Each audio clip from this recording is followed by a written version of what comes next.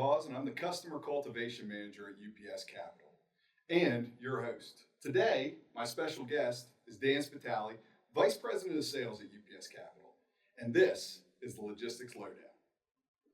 So Dan, thanks for joining us today. Appreciate your time. You're welcome. I want to talk a little bit first about free shipping. Mm-hmm. So free shipping has been a powerful incentive that e-commerce companies have been able to use over the years. Here's the question. Does free shipping really matter if the package gets lost or damaged? So let's talk about it, Jared. It does matter. So what a consumer is after really are three things: control, transparency, and protection. Those three things will come out in most consumer reports as it relates to the incentives of free shipping. It's just part of table stakes of doing business nowadays. So yeah, absolutely. Gotcha. So are we seeing the trend within the consumer experience that customers want to have control over that protection, or that it must be part of that free experience that e-commerce retailers are giving them? Well, I think it's a little combination of both, but 8 out of every 10, they want control over their protection. Gotcha. So they either want to be able to select it at the time of purchase, or they want it included in the total package of what it is that they're paying for.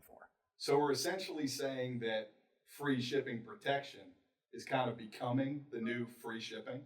Yeah, it's tied to the gig economy. It's tied to crowdsourcing, everything that happened during the time of the pandemic.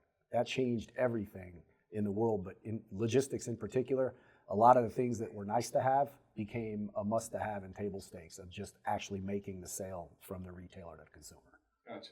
So this is like the new big trend when it comes to retail within the e-commerce space. It is. It's a mega trend, and it's tied to the carriers in reference to the cost to serve versus the revenue per pieces of which they're delivering. So the more density, the better off you are internally from a cost perspective, but also you'll see there's less appetite for things like porch piracy when you have multiple packages being delivered to one location rather than a singular package. Gotcha. So you'll start seeing the statistics around 6 out of every 7 of those packages, if they're delivered single, there's a higher propensity for those to be taken in a porch piracy instance than you would see if 3 or 4 were delivered, and it has everything to do with the inability to take 3 or 4 packages versus that or one. So this is the kind of control that the consumer wants regardless of what platform they're buying from. Gotcha. And when you bring up control, okay, so the protection piece is part of that control, but what about the control of that like last mile delivery and being able to decide maybe a package window or a time that a package is delivered to your house rather than just leaving it up to the quickest time available for a merchant? So this was behavior that was driven as a result of the demand during the pandemic that never has gone away. So it's not just next day delivery. Now it's, to your point, it's same day, last mile at this time in between this window. That's the expectation of 6 out of every 10 consumers. They want to control that. And by controlling that, it commonly means, A, they're going to be home, which reduces the risk of them having something stolen from their porch. But also, it also means that there's probably other deliveries that have been consolidated during that time that are going to come in with it. Amazon would be an example of that.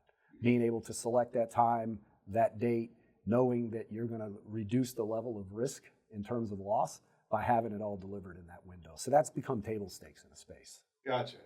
I think one of the things that I recognize quite often when I'm buying something online is that you have this branded experience for a lot of these retail merchants out there where I don't necessarily know what carrier is going to be coming to my door at that specific time that I chose, but it just looks like the retailer that I'm using is the one that's taking care of that last mile.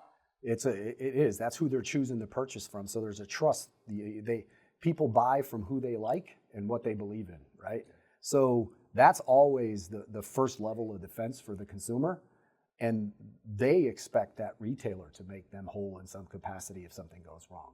So the retailer commonly, something goes wrong, they're going to make their consumer whole, but then that leaves them with risk and that leaves them with exposure of how do they make themselves whole after making their customer whole. That's where the protection piece comes in from the retailer perspective, and the consumer just expects that. It should be auto to them. That should be an auto return for them in terms of the money they're getting back. Okay, so we've talked about the protection piece. Mm-hmm. We've talked about the control. We haven't really dove too far into the transparency. Mm-hmm. Can you explain a little bit further what you mean by transparency and what these consumers are looking for out of these e-commerce merchants? Yeah, think of a holistic 360 view. Like the 360 is from the first click of purchase and potentially that package being delivered and or leading to the click of the return. That entire process is in the consumer's mind something you should give me without charging me extra to do it. Yeah. So rather than the times, and you've probably had these instances, Jared, I know I have with retailers, is you see a scan when it's picked up and you don't see the next one until you get it delivered. 30 minutes after it's been delivered, you see a delivery scan.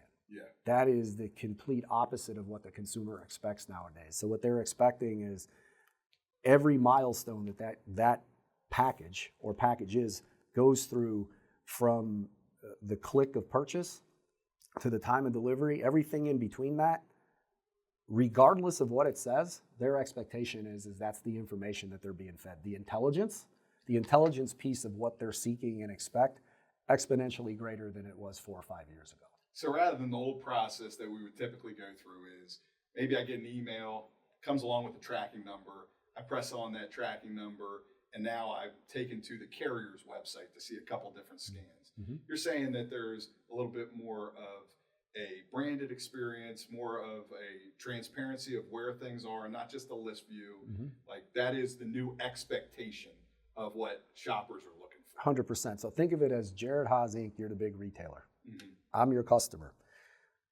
Think of what you just said, but branded and packaged up in your skin, not the carrier's skin. Mm-hmm. So now you're looking at carrier information on Jared Haas Inc.'s website. Yeah. That is hugely effective when you start talking about the CX and repeat customers, because for them, anything that is related to a lost or damaged package is a fractured relationship from the CX perspective. Sure. That's why transparency is so important. So it sounds like shoppers have spoken. The consumer expects their retailers to provide them with a premium last mile delivery experience. Mm-hmm. Yeah, so it's clear of what the expectation and the trajectory is from a consumer perspective. About a third of all consumer demand is for faster and safer deliveries. And however the retailer needs to make that happen, that's theirs to figure out.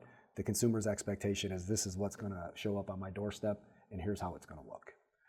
So what you're looking at is differentiation in the space from a merchant perspective. Who can figure it out first and best is going to drive the largest CX and also the highest retention rates of customers, both current and new. And then also what you'll see is you'll start to see not just the prioritization of shipping, but the personalization of shipping with each consumer will be different. Yeah. Based on the need, based on where they live, based on what it is they're buying. And the idea is that it's not at an additional cost to them to customize it. So that's where the trajectory leads and ultimately where the space is heading. So the difference between that 5-star experience and the 1-star experience moving forward. Yep. And I think everything in between, if you're a 2, you might as well be a 1. Yeah. And if you're 4, you're still not a 5. So I think that's how I see the space playing itself out. Dan, thank you so much for joining us My this pleasure. week. We got some great content out of this, but very thoughtful in these answers, and thanks for leading us through it. Yeah, my pleasure. Thanks for having me. Absolutely. We look forward to seeing you next time, where we will dive into subscription shipping next time on the Logistics Lowdown.